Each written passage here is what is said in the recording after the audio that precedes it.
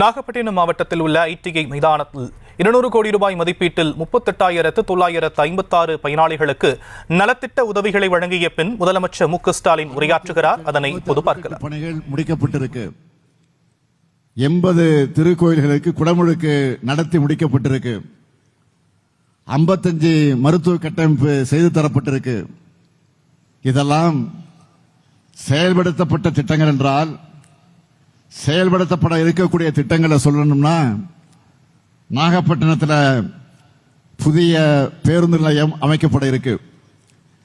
நெடுஞ்சாலைத்துறையில் 182 kilometre சாலை பணிகள் 252 கோடியே 22 லட்சம் ரூபாய் மதிப்பீட்டு தொகையில் மேற்கொள்ளப்பட்டு வருது.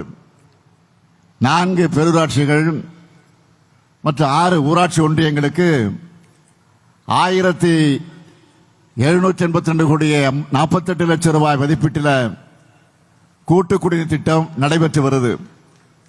வேதாரண்யம் ஔவையார் விஸ்வநாத சுவாமி திருக்கோயில் திருப்பணிகளை 13 கோடியே 95 லட்சம் ரூபாய் மதிப்பீட்டில் தொடங்க போறோம்.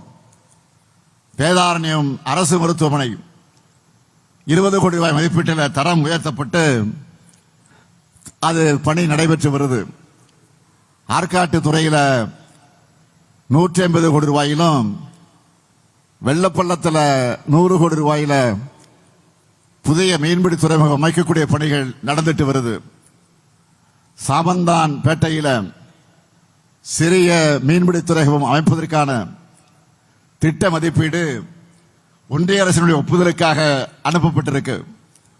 நாகை மாவட்டத்துக்கு மட்டுமே இவ்வளவு திட்டங்கள் செஞ்சுத்தரப்பட்டிருக்குன்னா, தமிழ்நாடு முழுக்க எவ்வளவு திட்டங்கள் செய்யப்பட்டிருக்குன்னு தயவு செஞ்சு எண்ணி பாருங்க. அடுத்து நம்ம திராவிட மாடல் அரசோட முத்திரை திட்டங்கள், அதுல இந்த நாகை மாவட்டத்தில் 3 சட்டமன்ற தொகுதிகளில் பயனடைஞ்ச பயனாளிகளுடைய எண்ணிக்கை மட்டும் சொல்றேன். 1,32,162 மகளிருக்கு மாதந்தோறும் 1000 ரூபாய் கலைஞர் மகளிர் உரிமை திட்டத்தில் கிடைக்குது. அதேபோல் புதுமை பெண் திட்டம் மூலமா மாசம் 1000 ரூபாய் கல்லூரி படிக்கக்கூடிய 7,469 மாணவிகள் அதை பெற்று பயனடைகிறாங்க. அது மட்டுமல்ல, தமிழ் புதல்வன் திட்டம் மூலமா 5,614 மாணவர்கள் மாதந்தோறும் 1000 ரூபாய் பெற்று வராங்க. நான் முதல்வன் திட்டத்தின் கீழ் 20,824 மாணவர்கள் திறன் பயிற்சி பெற்று வராங்க. 26,101 மகளிர் சுய உதவி குழுக்களுக்கு 1,308 கோடி ரூபாய் கடன் உதவி வழங்கப்பட்டிருக்கு. 561 பெண்களுக்கு திருமண கடன் உதவி தரப்பட்டிருக்கு. மக்களை தேடி மருத்துவ திட்டத்தால் 2 லட்சம் பேர் பயனடைந்திருக்கிறாங்க. இன்னுயிர் காப்போம் நம்மை காக்கும் 48 திட்டத்தில் 3,695 பேரோட உயிர் காப்பாற்றப்பட்டிருக்கு. 46,913 பேர் முதலமைச்சர் காப்பீட்டு திட்டத்தால பயனடைந்திருக்கிறாங்க. 17,767 கர்ப்பிணி தாய்மார்களுக்கு நிதி உதவி தரப்பட்டிருக்கு.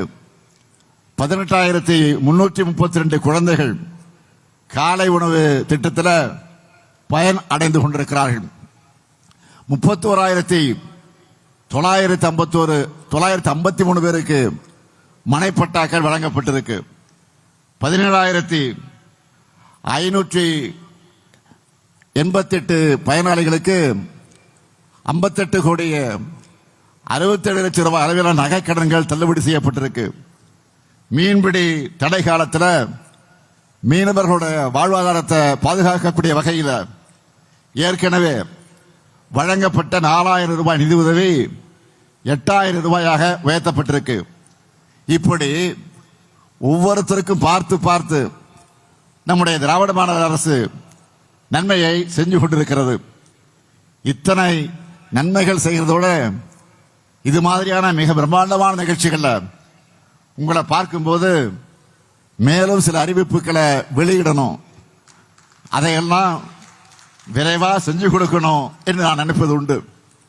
அந்த வகையில் இந்த நாகை மாவட்டத்திற்கான 6 முக்கிய அறிவிப்புகளை இப்போ நான் வெளியிடுகிறேன். முதல் அறிவிப்பு, வேதாரண்யம் மற்றும் தலைஞாயிறு பகுதிகளில் இருக்கிற இளைஞர்களுக்கு, குறிப்பாக பெண்களுக்கு வேலைவாய்ப்புகளை உருவாக்கக்கூடிய வகையில் தென்னடார் பகுதியில் அரசு புறம்போக்கு நிலத்தில் சுமார் 450 ஏக்கர் பரப்பளவில் 280 கோடி ரூபாய் செலவில் புதிய சிப்காட் தொழிற்பேட்டை அமைக்கப்படும். காவேரி டெல்டா பகுதியில் அனுமதிக்கத்தக்க தகுந்த வேலைவாய்ப்புகள் அளிக்கக்கூடிய தொழிற்சாலைகள் இங்கு தொடங்கப்படும். இரண்டாவது அறிவிப்பு, விழுந்தமாவடி, வானவன் மகாதேவி மற்றும் காமேஸ்வரம் ஆகிய மீனவ கிராமங்களில் 12 கோடி ரூபாய் மதிப்பீட்டில் புதிய மீன் இறங்கு தளங்கள் அமைக்கப்படும். மூன்றாவது அறிவிப்பு, தெற்கு பொய்கை நல்லூர்லையும் கோடியக்கரையிலையும் தலா 8 கோடி 50 லட்சம் ரூபாய் மதிப்பீட்டில் 3 தளங்கள் கொண்ட பல்நோக்கு பேரிடர் மையங்கள் கட்டப்படும். நாலாவது அறிவிப்பு, நாகப்பட்டினம் நகராட்சியோட 150 ஆண்டு காலம் பழமை வாய்ந்த நகராட்சி கட்டடம் 4 கோடி ரூபாய் செலவில் புதுமை மாறாம புதுப்பிக்கப்படும். ஐந்தாவது அறிவிப்பு, நாகப்பட்டினம், கீழ்வேலூர் மற்றும் வேதாரண்யம் வட்டங்களில் இருக்கக்கூடிய பல்வேறு வடிகால்கள் மற்றும் வாய்க்கால்களுடைய மதகுகளும் ஏக்கு அணைகளும் 32 கோடி ரூபாய் செலவில் மறுசீரமைப்பிக்கப்படும்.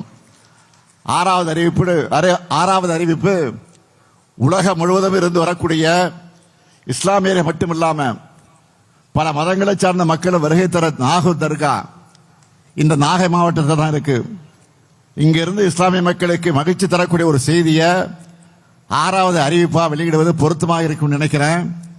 ஹஜ் புனித பயணம் மேற்கொள்ளக்கூடிய இஸ்லாமியர்களுக்காக சென்னை விமான நிலையம் அருகில நங்கநல்லூரில் 65 கோடி ரூபாய் மதிப்பீட்டில் தமிழ்நாடு ஹஜ் இல்லம் கட்டப்படும்.